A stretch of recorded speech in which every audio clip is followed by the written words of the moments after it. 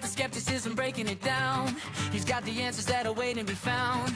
We mix it all up in a quantum machine, the craziest duo that you've ever seen. Oh, it's the skeptic and the disciple. Yeah, we keep it moving, yeah, we keep it vital. Faith and logic and funny business. Welcome to the show. Dr. Mike has technical difficulties today. Please forgive him for messing up his camera settings. Enjoy our show. Welcome back to The Skeptic and the Disciple. I am Mike Littman, a.k.a. The Quantum Disciple, and this is my partner in crime, Megan. Do you want to introduce yourself, or do they already know you? They probably already know me, but hey guys, it's Megan. I'm the department skeptic. I'm here to question pretty much everything Mike says. Yep, and Megan and I have been friends for a long time, and what's interesting, I was just talking to her about this before we started recording, is so Megan's our department skeptic, but obviously through my amazing writing and conversation, she's becoming less and less and less skeptical. Hasn't quite pulled the full trigger yet, but I fully expect eventually our skeptic who hasn't quite become a Christian is going to become a young Christian who's going to have all these skeptical questions about all this crap they see at church, people dancing around with gold cups and stuff like that. So you're going to start getting our take on, or my personal take on, organized religion versus core Christianity. I'll throw it out there that I am a member of the Lutheran Church Missouri Synod, LCMS Church, very conservative church denomination, but I would personally consider myself a Messianic Jew. Sounds way cooler. That is a Jew who believes Jesus is the Messiah. But really, I believe in core Christianity. Jesus died for my sins because I'm not good enough, and that's going to be my ticket to everlasting life in heaven. Everything outside of that I find interesting as a researcher, but I think is fluff. Not worth arguing about, not worth separating ourselves over. So I think a lot of organized religion is doing a disservice to Christianity. So I'll throw that out there for any of our listeners who are like, oh, it's just another one of those Christian channels, something like that. But anyway, so Megan and I were chatting about some of the frustrations we run into on a weekly basis as we go back and forth with folks on social media and things like that. We get a lot of private messages, which have actually been really, really fulfilling. You know, every now and then you get one of the trolls who just wants to sit there and then yell at you about whatever. But I've had several conversations recently with people who have, you know, I mean, it's turned into kind of a mentorship or just someone to listen to type thing in a very private setting. So I'm not going to share details about those things, but these have been very rewarding conversations. I've learned stuff from them. I hope that they've learned stuff from them. And I hope they also like the fact that I'm respectful of their position, even if I don't agree with it. What Megan was complaining about, and this is a very interesting world for both of us. You know, me being a computer scientist at the university I chair the computer science department at is Concordia University, Wisconsin, which is a Lutheran Church Missouri Synod university. So we've been fighting with the AI revolution for a while now, and I'm on our AI innovation committee or whatever, and I run our AI and quantum innovation lab. But you can imagine that we're very in the discussions with students' use of AI for homework and stuff, and teachers' use of AI for helping with grading and feedback and coming up with assignments and all that stuff. So we're very much in this transition period where, you know, people are working more and more with AI, and how do we get to the point where it is accepted that a human being collaborating with AI is still the human being doing the work? You know, we've been using Google searches and stuff like that forever to do stuff, and this feels like it's new, but it's not necessarily new. It's more powerful, which is cool. But I know, you know, Megan's been taking some heat for, I mean, first of all, Megan and I a while ago said, oh, should our stuff be cartoony or whatever? But, you know, I'll tell you what, this is probably why Megan and I get along so well, because frankly, we end up bickering pretty often, to be honest. Little bit. It kind of works for us. We just have a compatible personality type where we can do that. But Megan and I a while ago, as you know, one of my friends who's a marketing person basically said, oh, you can't have that. It's hurting your brand, yada, yada, yada. But her and I talked about it, and we're like, you know what? She likes the artwork.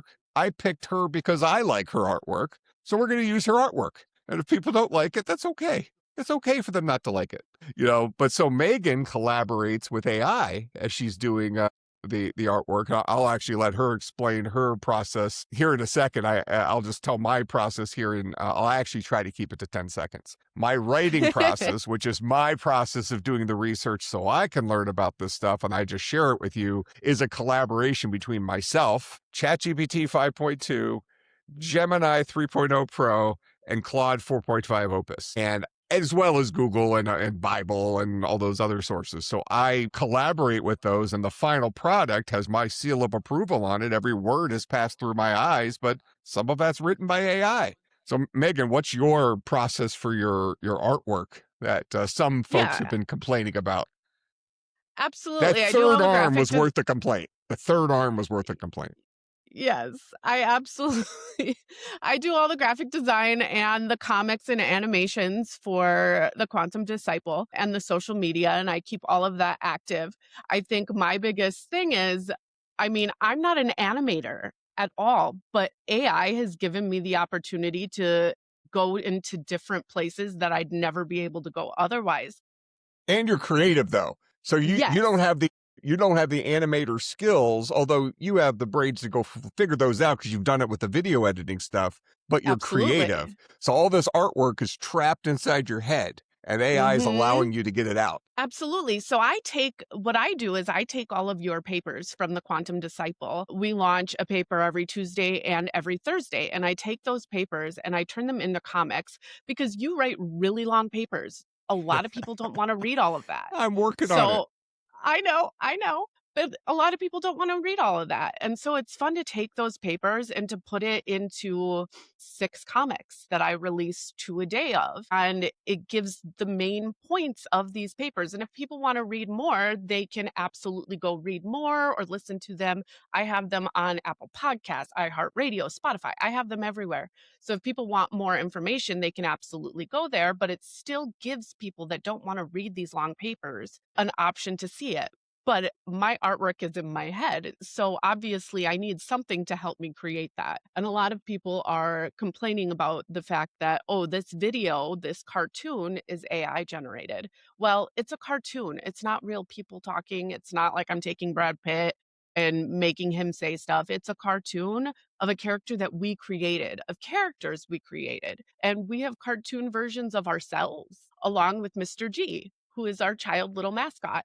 Well, hold on. He's real though. He is We need to make real. sure people realize that.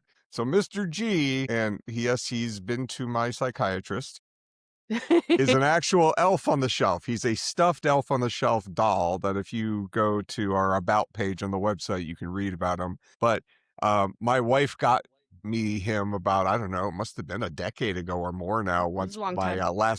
my last cat died. And I think Gracie, my favorite cat, makes an appearance in one of Megan's children's books that will be coming Mhm. soon. But so Mr. Gonzalez was my replacement for my kitty. You know, I had gave my cat a whole personality, the stuff. Well, now Mr. Gonzalez has his whole backstory, and when you take someone as insane as me and you do that, it gets bad. He goes on all these cruises with my wife and I. He's been all over the world. He actually got married to another elf on the shelf on a cruise ship in the wedding chapel. It's bad. I mean, I Yeah, expect it's a most little of you are bad. going to disconnect right now. But in any case, Don't do it. Mr. Gonzalez is his name, but that's kind of weird. There's a whole backstory there too. He's from Toronto. Don't get me started. But Megan has turned him, which is an important, weird part of my life, into a main character as part of our ministry. And actually, Megan, this is related to this.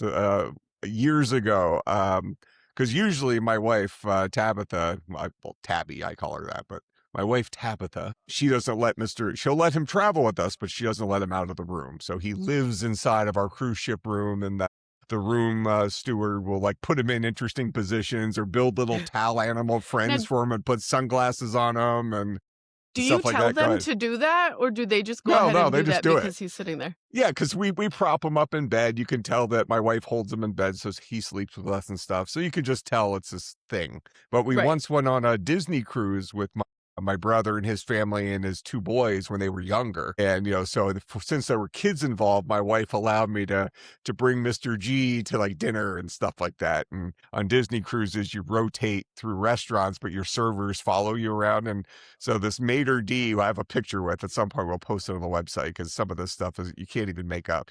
He comes up to me like near the very end of the cruise. In fact, I think it was the last night. He comes up, he goes, "I've been meaning to ask you about the doll and what role it plays in your life." Quote, these are quotes. So I thought that was pretty funny that, by the end of the week, he realized that this wasn't one of the kids' dolls. This was my doll. He wanted to know what role this thing was playing in my life. But yeah, so anyways, Megan and I were chatting about frustrations that we have when you're in ministry, especially around Christianity. Well, I say especially around Christianity, at least in our world, you get a lot of pushback. We're here to serve the doubters. We're also here to serve the people who are already believers, to help them believe more, help them to ask questions like, hey, why does my church do X, Y, or Z? Or why does denomination A do this and denomination B believes this, all this stuff. That's our core group, but, you still have people on the internet and, it's easy to call them trolls, but we don't know their backstory. Right. And I myself am a doubter. I'm the skeptic. I am not religious by any let me means. give you an I example. can relate to a lot of these people. And Sure. that's why I'm using my comics and my Mhm. animations have like a childlike humor to them to make them Mhm. more relatable to people, because it doesn't necessarily all have to be, it is serious topics. It is serious religion. But at the same point, when you look at it, that childlike humor adds a different, more relatable aspect to it. Well, and So related without to, it's AI, in the Bible. It's in the Bible. Jesus said if we could take a childlike posture, it'd be way easier for us to get into heaven. The faith of a absolutely. child is something so innocent. And first of all, I don't really like kids, so this is more of a Megan department situation. But when you see these kids and I see them up on stage at church singing and all this stuff, when the group makes them go up there, and I go, oh, again, and my wife hits me in my leg and tells me to shut up, and all that, the usual husband-wife stuff. Right, right. But these kids are so happy. They're smiling, they're dancing around, and But I think about this. I have a student that I've been mentoring for a while, and the student, her father is a pastor of a conservative denomination.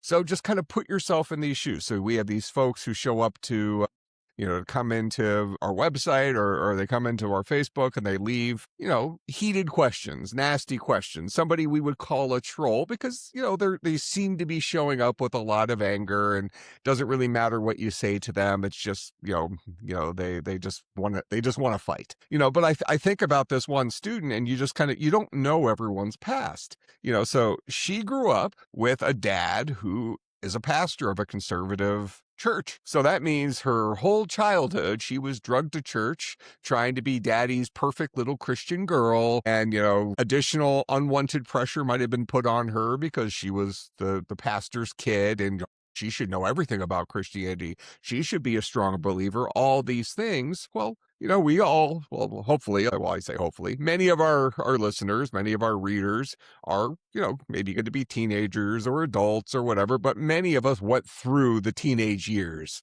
where you get Right. rebellious and, mom and dad are stupid and all this stuff. So you imagine if, your dad every single week, if it was just expected, you get your butt out of bed, you go to church because that is what the pastor's daughter has to do. Otherwise it looks bad. Right. Well, that's going to make you feel a little bit oppressed. I would imagine, especially knowing Megan's personality, that you don't take all that well to somebody being oppressive to you. No. So it shouldn't necessarily be surprising that some folks have this animosity towards Christianity, and the student I'm talking to does. She wants the logical answer, she wants proof, she wants all these things, but there's no amount of proof that's gonna work for her, and it really doesn't necessarily have to do with the Christianity. It's because she's coming to the table with real frustration from not just her home life, which is understandable. I'm not suggesting her dad's a bad dad, just he was a dad and he was a pastor, and that's a tough place to be in. I think in certain circumstances. But it's not just that, it's also, being a scientifically minded person, she's open to some evidence, but that evidence is never going to be enough for her. And at this point, she's been kind of pushed away from the church. And then Right. she's had experiences with other Christians who have also treated her poorly.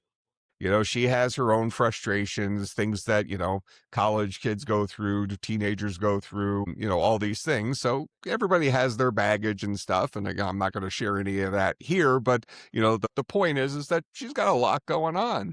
And, she hasn't always been treated that great by people who are, quote, Christian. And I We have can one of the relate to that. I papers. mean, Yeah. you have a lot of I can relate to that. You have a lot of aspects of life where it's like you look at it and you think, well, if there really is a God, why would he have put me through so much? Why would he have Hmm. put me through this, that? And then as each thing, I mean, when it rains, it pours and things keep happening and it all just stacks on each other. And you have people pushing the religion and stuff like that without actual purpose behind it. It's just like Hmm. pushing religion on you without purpose behind it. Does that make And we sense? definitely, yeah, yeah, yeah. We definitely have a paper. I mean, we have a paper on I'm a good person. Why does God want to send me to hell? I think the title's Yes, something along those lines. And I think you've made some comics and animation about that paper too. Is that right? I have. Yeah. So that stuff's going to be on the Facebook, the comics and the animations. And then the paper itself, along with the audio for the paper, well, the paper itself and the audio is on the website. The audio is on our audio podcast channels, Spotify, Apple Podcasts, and iHeartRadio. Yes. Is that right? So this Yep. is Megan's department, so I'm good. I nailed Yep. it. Spotify, Apple Podcasts, and iHeartRadio. All of them Yep. have that. And then we're obviously on YouTube, which is where this channel is. Yeah. So, I mean, you just don't know where these folks are coming from. I've seen, so I go to a university that has a pre-seminary program. So every single LCMS pastor that around the world went to one of the, well, not every single, a high percentage of LCMS pastors around the world went to one of the Concordia universities, and ours is the largest of the Concordia universities. So there's a decent chance they came through us. Then they go to the seminary in either St. Louis or Fort Wayne, Indiana, Oh, and then they get released into the wild as pastors, LCMS pastors. But you know what? I'm seeing these guys as, freshmen, sophomores, and some of them are jerks. They're worse than some other students. Well, I mean, they almost have a chip on their shoulder. Many right. of them have dads who were pastors, so they've grown up like this. And instead of taking the turn, like I mentioned with my other student, in fact, actually, both students I'm mentoring right now on a regular basis, both of them have fathers who are pastors, but only one of them, I think, part of the hangup is related to the pastoral father. But in any case, I see these pre-sem guys, and they're just, some of them are just not nice, or I don't know, it just seems. For example, I go to chapel with some of my students on Tuesdays and Thursdays, and we sit in the very front row because God sweeps through there first, right? Right. You get hit by the full wave before it starts crashing it. That sounds very But Christian elitist of you. that's right. Well, but to our left, fairly often, I will see guys who I presume are pre-sem, but what they'll do is they'll go to like the second row and they'll remove these little kneelers, these things that are like attached to the pew, so that they could put it on the front row by them, so that when it's time to, when the pastor says, either stand or kneel for prayer, some people like kneeling for prayer, they have these detached kneelers that they've removed from the second row, put in the front row just so they can kneel down. When there's like the super awesome kneeler about 10 feet in front of them, that, that's like the super cushy kneeler, but will go up there, but they'll sit in the front row after removing crap from the second row. Just sit in the second row.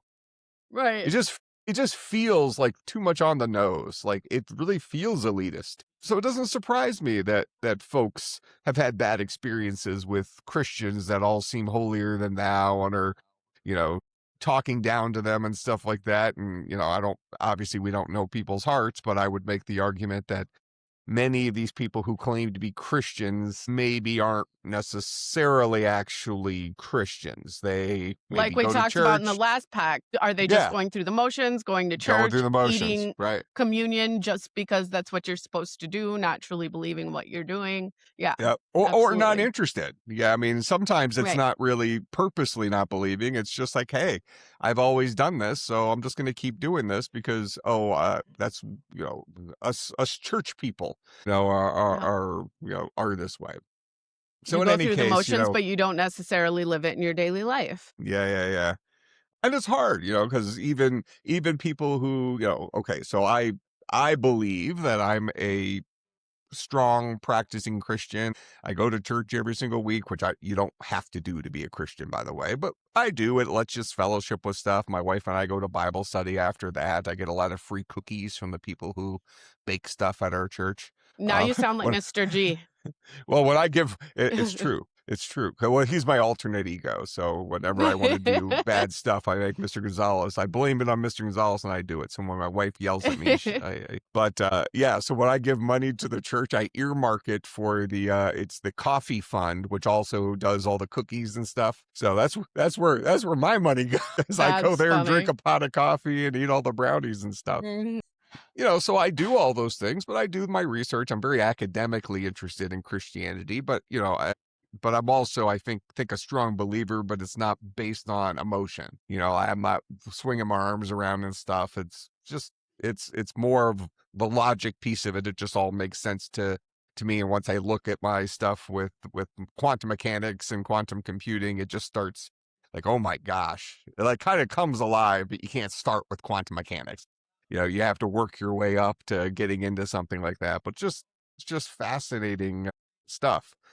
But the point is I understand these folks that come and are frustrated and push back. And, one thing I have been relieved by in some of these messages is somebody maybe starts off a message hostile and then I Mhm. answer back and we have some back and forth. And by the end, we might not agree. It's not about converting them. No. I don't win if they get converted. I don't lose if they don't.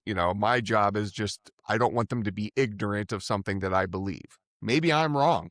I don't think I am, but I might be, so I'm not going to shove it down their throat, but I just want to make sure they're aware. If they want to reject it after that, that's on them. But I Right. planted You give the a seed. information and it's up to them to kind of go with it or not. Yeah. But it's been nice having some of these conversations that started off rocky, but then turned into an actual intellectual conversation that who knows what happens in the end, but either the conversations are ongoing or if they're over, they ended on we can be friends. We can we could Right. share a beer, whatever it is. We're not And enemies at this point. I know a lot of those conversations have also led to you learning things, like you having to go do some research to answer these questions for these Yeah, people. yeah, yeah. So it absolutely is a two-way street where you're also learning something and they're giving you more information to go do more research on these topics. That's true. Yeah, yeah, yeah. In fact, a lot of my papers that I go and research come out of so many of the weird papers you've seen, if it's like, well, where did this thing come from? Left field? Probably was Right. something that I had a conversation with someone. There was something they were talking about that I felt like I either had no knowledge of or very basic knowledge of. And I wanted to go learn about it. And like, okay, well, I wrote this whole thing. We might as well publish it. So, so that's how it ends Absolutely. up. A lot of those papers came directly from just conversations me and you have had in general. Yeah, So, that's true. especially the dinosaur one. Especially the And that one dinosaur seemed one. to, yep, the dinosaur one was my Yeah. favorite.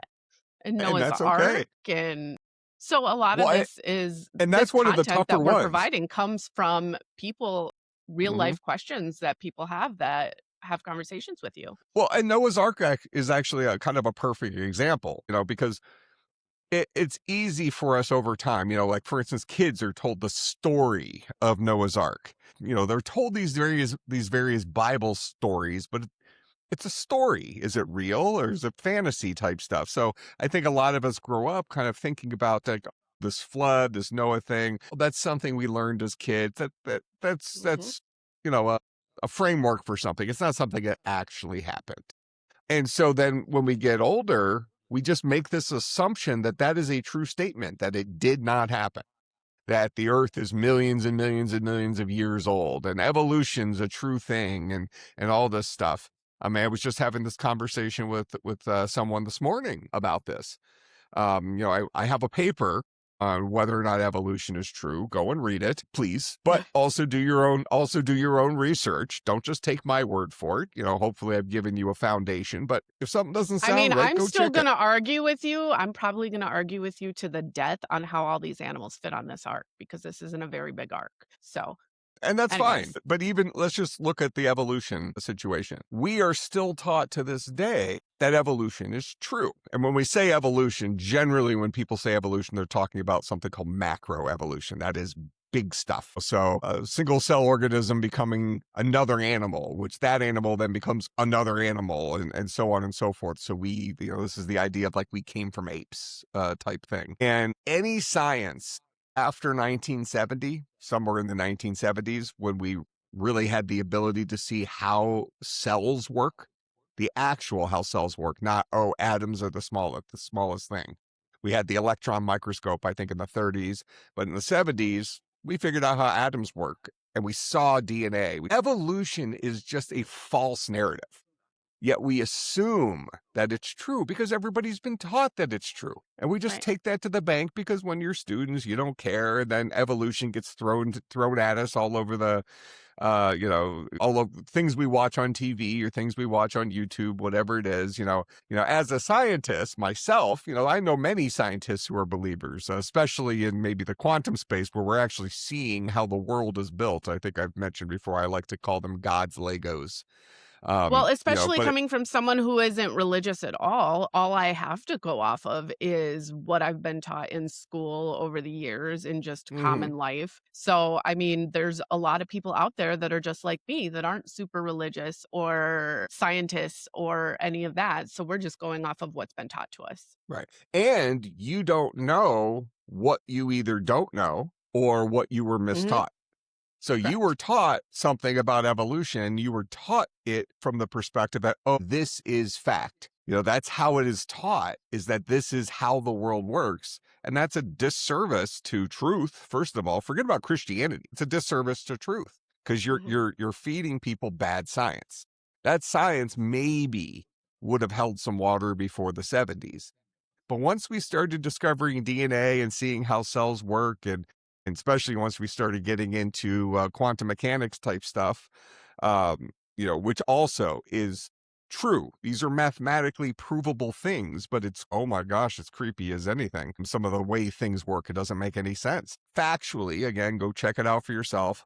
Evolution is false. It's not a thing. So that doesn't mean creation's true the way the Bible plays it out. So this isn't a God of the Bible versus evolution, but let's throw one thing out of the window that's not the way it happened. So there must have been some other way that it happened. Right. So then you can start your research from that perspective so that you're not throwing all your eggs. It's kind of like that thing where if you go and jump, well, I say like that thing. I remember some comedian doing a bit on, I think it was about divorce, famous comedian, Bill Burr. It was about divorce, I think, where he's like, is this the line I stand in to lose 50% of my stuff? He used some example of, like it's stupid for guys to get married. Like if you were on an airplane and you were going to jump out, they gave you a parachute and said it only opens half the time. Would you jump? None of us would jump. Yeah, people get married all the Probably time. not. Yeah, so it's just kind of an interesting logic that I don't know. I like that. I like that joke. Oh, absolutely. Yeah. So, we deal with a lot of animosity. Now, this kind of rolls into the overall topic I want to talk today. So we really have not been off topic. We kind of just kept going right into it, and this kind of goes down into, animosity of religious people, as well as scientists. This is kind of when I see scientists on TV or on the internet many scientists claim to be atheists. That's a common thing for scientists to claim. Now, I also know many scientists who are Christians. So it's, the scientists that we see represented maybe on TV or something are commonly atheists. But it always is frustrating to me when we see some new scientific invention. In fact, Einstein did this. When we see a new scientific invention and the math didn't quite work out. So instead of opening up the consideration that there might be a creation aspect to this, or God might be real, and this part of the math that isn't working out is a mystery that we don't know about, it's that God can't exist. So we just put this like random constant into the math problem to account for God, since that can't be true. This has happened multiple times in science where people have done this. Kind of the famous thing that Einstein had to account for, and this is a quantum mechanics thing, is this thing called spooky behavior at a distance, and it deals with quantum entanglement. Where two things get entangled together, now you can move them an infinite distance apart, and they Oh God, here we go with the 700 miles. It's gonna be quick. It's gonna be quick. It is that one, but I won't go into that. I won't go into the details. Just for the listener, it's fascinating that you could have two things that are connected together, move them infinitely apart, and they're not separate. They can't be measured separately anymore. Einstein called that spooky behavior at a distance, but didn't allow it to enter his mind as, oh, this could be something that is beyond us. That wasn't part of the potential. So they had to explain it away with math, and then later on, that constant, I think it was a constant in that case, got dropped off because somebody else proved that, kind of extended his work, something along the order. Was that Niels Bohr? Whatever, it's possible. No clue.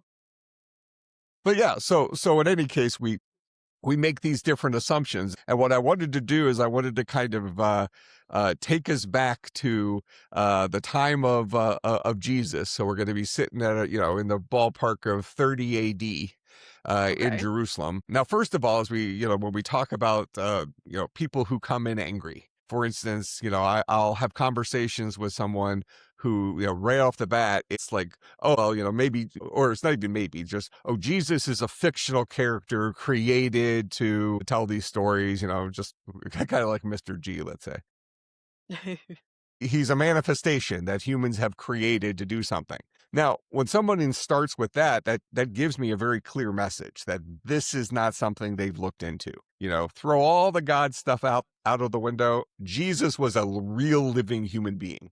Pontius Pilate was a real living human being. These are not debatable things, yet this person starts off with that as a fact. So, that kind of gives you the idea here. So to the listener out there who is the skeptic, don't even start off trying to be a Christian. Just start off just making sure you have your facts right so that you're at least building something on top of a foundation that isn't quicksand.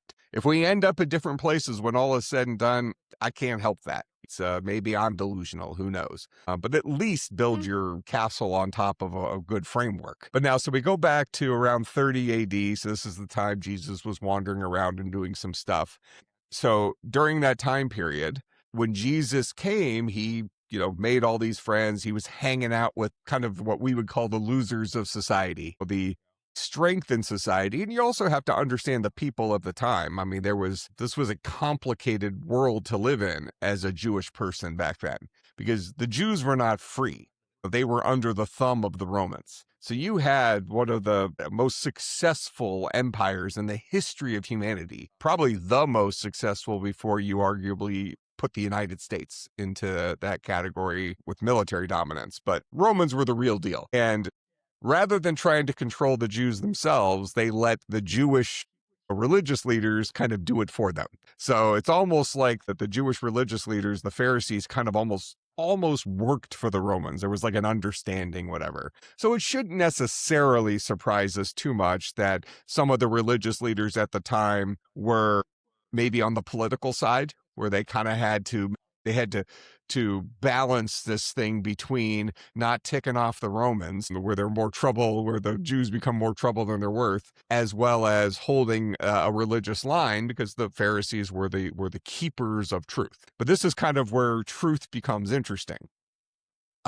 Megan, what could you tell me about the prophet Daniel or the prophet Isaiah, besides they were prophets? There's Bible verses on them. I honestly have no idea.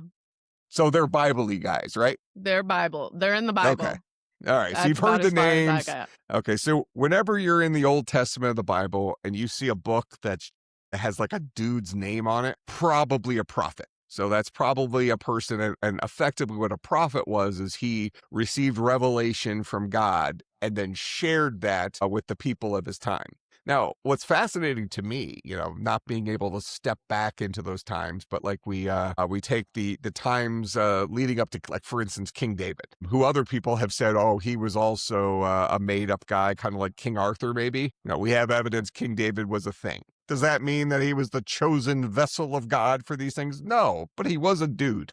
He existed. He was the king of Israel. He was a thing. But anyways, during that time, there was a prophet called Samuel. So he was the prophet of the time of King David's kind of late teen years, probably something like that. And it was well accepted from prophets that the prophets would go and tell the king what God's will was, and the king would regularly follow God's will. So these prophets were trusted as effectively the red telephone, how they talk to God. It was, it's kind of fascinating Which is to think crazy about that. because in today's world, if Yeah, it sounds somebody went and ridiculous. told Donald Trump that It's this his is Diet Coke. God's, Isn't that his Diet Coke button? I think the truth is he has a Diet Coke button in his does he office where he really? pushes. I think so. That is That was, hilarious. but that shows that these people are also humans. It's hard to, it's Right, difficult, but I think, that to shows judge. that just shows that at that time it was actually believed that it was more of a thing than it is today, because if someone went and told him or Yeah, told any person in leadership that God sent them, they're going to think they're crazy. Whereas in that yeah, time period, that was a normal thing and people actually took it seriously. sure. Yeah, now, so I believe Isaiah is a little bit older than Daniel. So I think Isaiah is thought to have been written right around 1000 BC, and Daniel was thought to be written around 600-ish BC. I think we actually, from the scrolls we have, from the Dead Sea Scrolls, I think they're both in that 600 BC range for dating. So we at least know both of those scrolls go back to 600 years prior to Jesus. So both of these guys make predictions about the Messiah. Like the whatever Messiah means to different religions, that becomes a little bit of a contested thing. I would argue maybe because of the Jews, and that's kind of where we're going here. But Daniel predicted, so he's the cool one. Daniel is fascinating to me because, especially anybody who's into like numerology and stuff like that, in the Bible there's a lot of uses of the number 7. There's a lot of uses of the number 40. Now, don't base your religion off of numerology. This isn't like the Robert Langdon from the Da Vinci Code books or something like that, with symbology and things like that. But in the book of Daniel, an angel, Gabriel, came to him and predicted something in the future. I think we had previously talked about that. And he predicted it to, like, if you align certain things up, you make some assumptions, reasonable assumptions, to the day when the Messiah would be on the scene, and he describes who that Messiah would be. Now, what's interesting here, and this is really where the Jews run into problems, is so the Jews at the time were following the Old Testament. They also had this thing. Have you heard of something called the Talmud? No. That's when I you're think supposed I've to seen say, it like, in some of your papers I was somewhere, gonna say, but that's where you say Gesundheit. oh, somebody good says one. But Talmud. I thought you were doing those. Didn't you have the drums and stuff? I I don't get a have drum for them. that. You just haven't been funny enough for me to use them. Oh, well, that's a shame. What are you gonna do? So anyways, the Talmud before this time was kind of a oral history passed on from rabbis to rabbis, Jewish families to Jewish families. So it didn't replace their Bible. I say the Old Testament, but from the Jews would not call that the Old Testament. They call it the Bible. It's the Jewish Bible. The Christians call it the Old Testament because we have the New Testament, which is the Jesus narrative. Now, so Daniel prophesied that the Messiah would be on the scene during a period of time, a very tight period of time, called about 5 years is the window, depending on when you think certain things started. But he also said that the Messiah will be here before the temple is destroyed. Now, we know today that the temple was destroyed in 70 AD. And it has not been built since. So rebuilt since. In fact, some of the stuff from the book of Revelation, which I'm sure we'll talk about at some point, deals with the rebuilding of the temple in the end times, that kind of stuff. I kind of, So my pretty much spidey we know it's senses. over when they start to rebuild it. Seriously. Yeah, like it's something like that. Like, and my spidey senses start saying that with all this stuff going on in the Middle East, there's, it's at least on the table that Oh, right. that could happen during our lifetimes. But who knows? Every group has thought that they lived in the end times, so they had their similar thing. And because we're living this and seeing the world unfold around us, and Well, we're living in a possible. world that's never existed before at this But point. that's Holy not crap. as actually as true as people make it out to be. I mean, there's probably more peace on Earth today than there has been in the history of the world, or at least, that you can make some arguments around that. The world was a pretty warring, humans were pretty warring as we all took over our countries and stuff. And only once we got a little bit more civilized and decided that, well, if we constantly sit here trying to kill ourselves, bad stuff's gonna happen. Right. So we kind of created policies and stuff. So we're still mean, but we do it now with money and stuff, these tariff wars or whatever. But in any case, my spidey senses or my sci-fi, brain kind of thinks it would be cool if all that stuff starts going down, on the news in front of us. And, I don't know. I just think that would be neat. But It God would be says we neat. won't. Jesus says we won't know the day or time, only the Father. So, I mean, if we we're all think, going to die anyways, why can't we get to experience or witness that?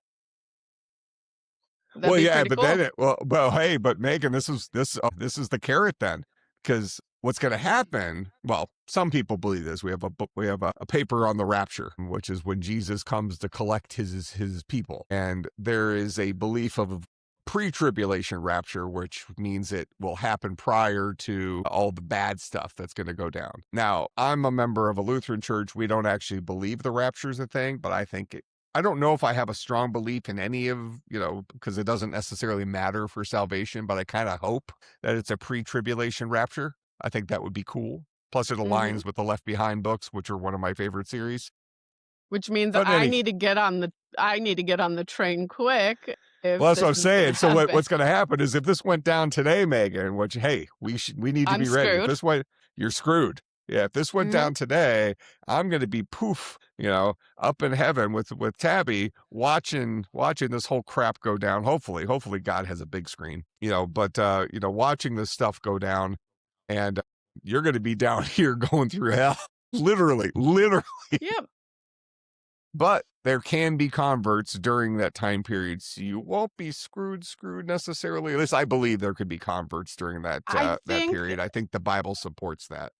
think But I'm enough on the bus that I'm not going to fully get left behind, or at least there's some hope for me that I'm enough on the bus as opposed to not being on the bus at all, yeah, which is it's where I nice. was before. I wasn't Right. on the It's bus. nice. Now I'm It's nice taking to some think that steps. way. Yeah, it's nice to think that way. That Okay. wouldn't be supported. So that Jesus said it himself, But says the here's only my way is argument. through him. Correct. And the only way is through him. And even based on my comic today with Mr. G not wanting to be put in the deletion bin. Exactly. He wants you to not, but he respects your choice if you choose not to follow him. I'm not choosing not to follow him. I'm not choosing to push him away. I am skeptical of all of it, but I'm not pushing him away in any way, shape, or form. So Well, why would he throw me in the deletion bin? because what you're basically saying is you're undecided. You're not choosing not God, but you're also not choosing the gift that, I mean, Jesus literally came here to die. Leading up to that, the Well, I sacrifices. I believe think I he mentioned this exists. previously. Well, it's fine. I believe So he fine. exists. Do Do I you think he's believe? God?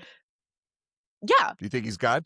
Yes, I do believe Okay, he so you exists. I believe do Jesus believe is he is God? God. Oh, okay. They're the Tell me same thing. more. Yes, I do believe all of this, but it's more of the details that are further in the stories. Like, do I believe that two of every animal fit on a boat smaller than the cruise ships? No. Obviously, Well, there's but more God to said, that my brain can't okay. comprehend. Well, first of all, that's not required for salvation, though. So Exactly. would it be fair So, to say that you believe Jesus is God? Is that yes. okay? So you believe Do I Jesus is God. think a lot of these stories don't make sense? Yes. Do I think a lot of Fine. them are kind of boring? Reading the Bible, probably None kind of of those boring. stories, none of those belief in those stories is not what gets you to heaven. Exactly. So So what it would I'm be saying is I'm reasonable, not fully left behind. I'm skeptic, but do I but believe that's he the problem. exists? Yes. That's the problem, is I'm not believing skeptical of if he exists. I'm not skeptical of if he exists or not. I'm skeptical of all these stories not making sense, like the whole dinosaur thing, because we were taught, do dinosaurs come before man or man come before like these stories themselves Are there what I'm things that you skeptical of. believe in? Are there things that you believe in that you don't understand everything about? Yes, You but believe I'm in here gravity. to ask you the questions. Right. But right now we're in a conversation of, if God came back today, would he take Megan with him or I don't leave think Megan I would be behind? left behind. I don't think I'm going to go to hell with the way my mindset is. Do I pray to him every night? No. You don't have Obviously, to. exactly. Do I go to Tell church? me No. tell me what you think you have to do for Jesus to take you with him if he came today. What do you think it would take? What do you think are the actual requirements of that for him to take you with you? With him. Believe in him. Believe he exists. Believe in the Haven't point hit of it yet. him. No? You already said you believe he exists. I'm telling you that's not good enough. Obviously, being a good person is not good enough. I already know this from my Mr. G comics. Okay. But he's not looking to send people to hell. Absolutely not. That's your point. He doesn't want He's not anyone to looking go to hell. And so the Right. whole point that you had made was he wants people to repent, to be there on his side, to believe in him, to allow him to take over. Believe in him. Here's the thing. It's not believe Jesus existed. So would you say that, do you believe there's a heaven? Let's start with that. Yes. Do I believe it is clouds and pearly gates? Well, who knows? Forget about what it's like. So let's just that's what logically. that's the point I'm trying to make to you. Do I believe in the stuff? Yes. Do I believe in the stories that have been told? I don't know. Okay. That's the point I'm trying to make to you. So let me take you down a skepticism. little logic path, and we're not going to go deep into any subject. So you believe there is a heaven? Yes. Right? Okay. Maybe. You don't know what heaven's like. You don't know clouds, blah, blah, blah, but you believe that you're open to there being a heaven? I'm open to it. I mean, in the back of my mind, I do wonder if, like, when you die, do you just go to sleep and not wake up? There's also that aspect of it. That could happen. I mean, so I could sit here and say that it is possible that everything I talk about, everything I believe is complete BS. It's possible. I believe that there is a 0.0001% chance that it's possible. That's where my heart is. Now, I could also be delusional. Maybe I'm really good at being delusional. Who knows? So, but I still have that little bit of faith that I have to close the gap. But here's the deal. It's not enough. People think it takes all this extra work. We're actually if Jesus came today and you want to go with him, it's super simple. It's not about believing he existed. It's not about believing anything about the dinosaurs or number of animals fitting on a boat. It's not even about knowing what heaven is like. When Jesus came back, when God entered the earth as a human being, giving up his godliness, and that's a whole nother discussion, so we don't have to worry about that right now. But he came here for one reason, not for us to see that, God can be a human and blah, blah, blah, and being good to people is possible. That's not why he came here. I mean, he went through a lot of trouble, by being, believing the Bible narrative. Jesus was born of a virgin, which means that by the Adam and Eve story, which again, you don't have to believe the Adam and Eve story to be Christian, but according to the Adam and Eve story, when Adam ate of the fruit of the tree of knowledge, we had original sin. Sin entered the world. Oh, that one I believe. That man messed it up for us. Yes, I believe that one. But women convinced them. That's a whole other story. I believe that one too. That's a whole other story. But so in any case, Jesus entered the world in a very specific way because of that. He was not conceived with a human male. So the seed of Adam did not enter into Jesus. And we could talk about how that all works. It's not required, but let's just assume that that's true for the moment. So that means Jesus was born of a virgin so he didn't have original sin. So he could live a sinless life. It was in the cards. Just like Adam could have lived a sinless life had he not eaten the apple. But so Jesus comes here presumably, we believe, the Muslims believe, both us, Christians and the Muslims both believe Jesus was born of a virgin. They both believe he lived a sinless life. So now he goes and dies on the cross. Why do you think he would let himself get captured and let himself be killed on the cross? Why would he do that? I mean, he's God. He healed people. He told a whole room of, I think, was it paralyzed people to just get up and grab their stuff and leave. Well, wasn't he People saw he was this. sacrificing himself for us. So why? Why was he sacrificing himself for us? So we could be forgiven of our sins, isn't it? Yeah. So we could be forgiven of our sins. Now, before Jesus, how were sins forgiven?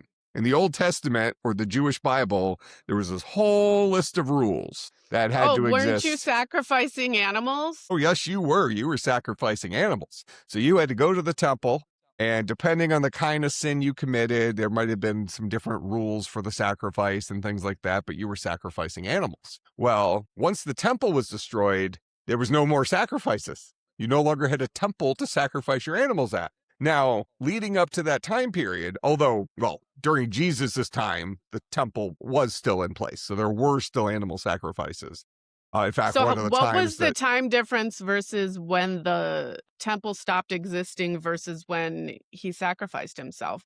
Because what happened to those people in the gap? What would you guess is the time period between when Jesus... I'm guessing it lines up. Well, just if you were making a guess of the number of years between when Jesus was crucified and the fall of the temple, how many years would you guess that was? I would guess it lines up perfectly because they're not going to leave that far of a gap in between. Well, it lines up perfectly with what? So this gets back to the numerology stuff. I mentioned 40. that the date... 40 days and 40. Exactly 40. I believe it was exactly 40 because I think that's a cool narrative. Now, Daniel predicted Jesus was on the scene in about a 5-year period. So obviously, in order for it to be 40, we know the temple was destroyed in 70 AD. So we have that as a fact. So if we subtract 40 from that, that means Jesus had to be crucified in 30 AD for my 40-year thing to work. I don't know that to be a fact. So I'm waiting for my compliment on not being as ditzy as you think I am. Oh, I had to pull that out of you, though. But you're right. Okay. You're not as ditzy as I think you are, which is actually not really a compliment because I think you're pretty ditzy. Thank you.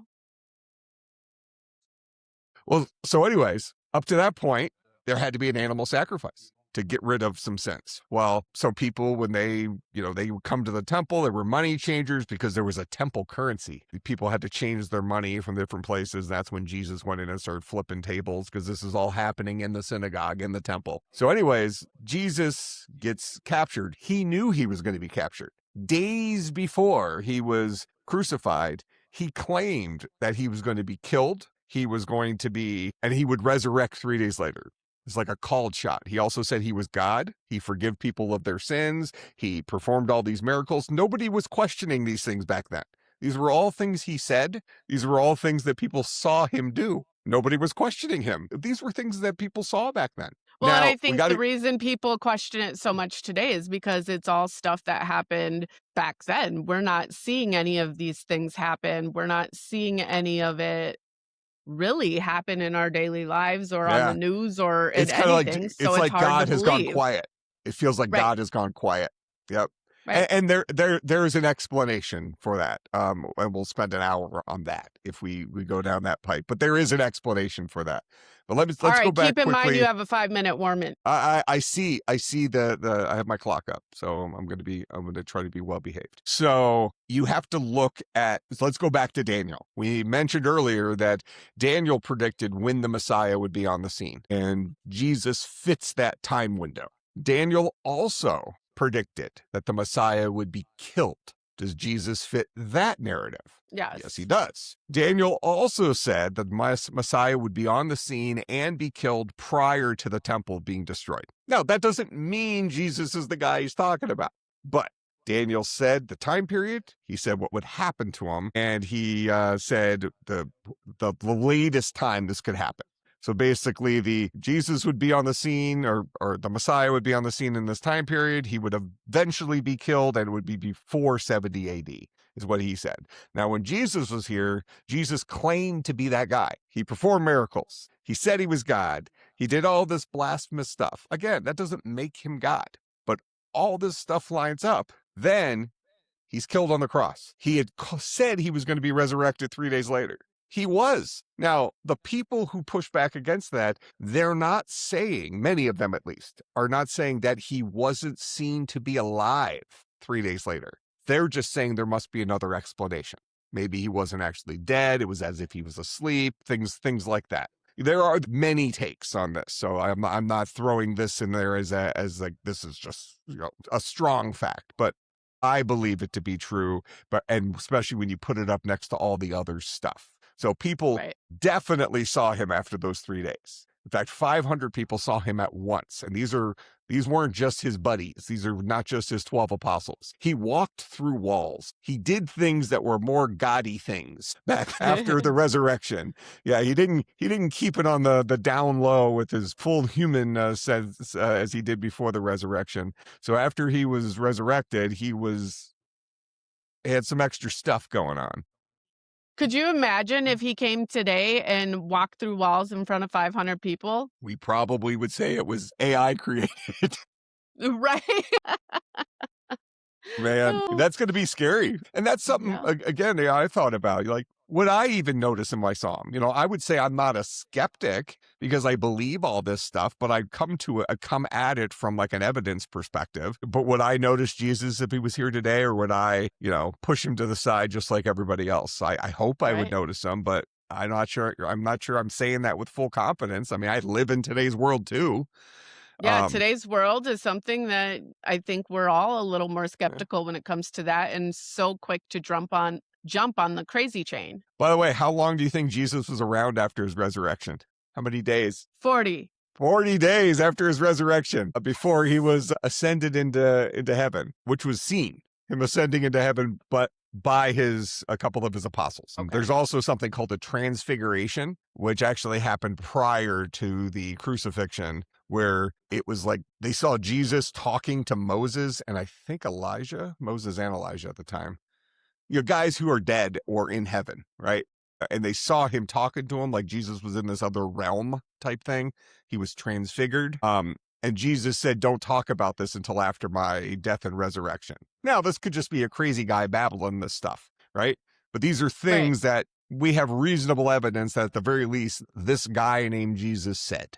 So you take all the stuff from Daniel about the time period and when Jesus should have been here. Then you go to Isaiah. Isaiah describes how Jesus was killed, how the Messiah would be killed. Pierced for our transgressions. You said earlier that he died for our sins. He was pierced for our transgressions because we're not good enough to get to heaven on our own. And taking a ram and sacrificing it wasn't going to cut it to get us into heaven because we were just going to sin again in 5 minutes. Jesus came as the ultimate sacrifice. The ultimate sacrifice. Died for all of our sins forever. And the only thing we have to do to get to heaven with eternal life for him is believe that he did that for us and accept his gift of our ticket to heaven.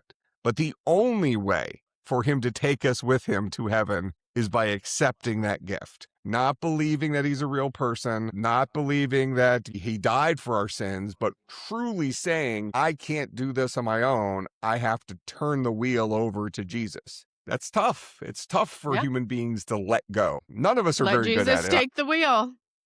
That's it. I let Jesus take the wheel. So if you're a jury and you're taking all this stuff, and I know I'm on my last minute, if you're in a jury and you take all this stuff, the evidence looks pretty strong when all things put together that there's more than meets the eye to this Jesus guy, right? At the very least, this is an interesting narrative. That doesn't mean absolutely. It's 100% true, but if you're a juror, at the very least, you're interested in looking at some of these facts. So what I'd ask our audience to do is, I'd love for you to go read some of my papers. I hope that gets you some of the way there. If you don't want to read the long papers, go and look at Megan's awesome comics and animations, which kind of bring the paper to life in little bite-sized nuggets. I'm okay with that. I won't be offended, I promise. But hopefully that helps you get pushed in that direction, because this stuff is true, people. It's you can't take my word for it, but I'm a logic guy, and logically it just works. And I've seen it in quantum mechanics, and I can't explain that to an average person anyways, but I mean, you hope have an you at least IQ give it a greater than chance. Einstein's, so I give it a chance that you are probably on the right track. I mean, the amount of IQ doesn't research mean that you anything put in either. it. Well, to me, that's a heck of a lot better than mine. So, anyways, I guess that wraps up our show for today. I'm not even sure what we talked about. Did we have a topic? We'll have to I figure don't out what even know what the title's going to be. We just kind we'll of figure it went from out. one thing to Yeah. another. Well, but it was all the same lineage. It was a line that got was. us there in the end, so we didn't meander too much today. So I think today was actually a really good topic. We just have to find the right way to do it, because we don't want to turn away people who already have those pre-existing notions. So I guess our Absolutely. message to them should be, if you have pre-existing notions, give us a chance. If you disagree with us, that's okay. At least hear us out. Absolutely. And let us know your questions. I mean, we are very active on social media. Mike is very active in our messaging, answering anyone who messages him. So, absolutely, let us know your questions, comments, concerns, anything. We are here to discuss. Absolutely.